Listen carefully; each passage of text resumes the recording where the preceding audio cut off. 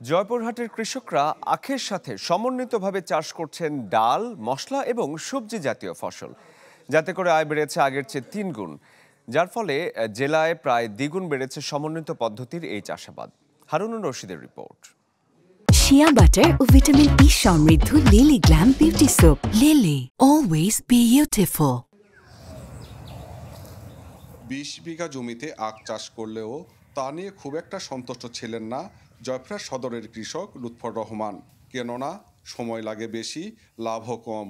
তবে সম্প্রতি পাল্টেছেন চাষের পদ্ধতি। আখের সাথে রোপণ করেছেন আলু, পেঁয়াজ ও রসুন। আগের চেয়ে আয় এখন 3 গুণ। এমন অবস্থা জেলার বেশিরভাগ আখ চাষির।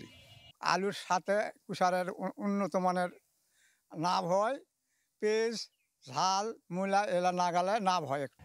আখের সাথে ডাল, মশলা আর সবজি জাতীয় ফসল চাষ করছেন জয়পুরহাটের চাষিরা। বাড়ছে নতুন চাষির সংখ্যা। যাতে বাড়বে আখের উৎপাদন, ঘুরে দাঁড়াবে চিনি শিল্প।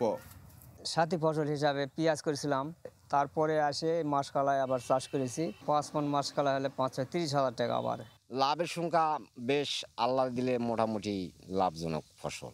এই আখ চাষের ভিতর 3টা ফসল উৎপন্ন করা যায় আখ চাষের ভিতর।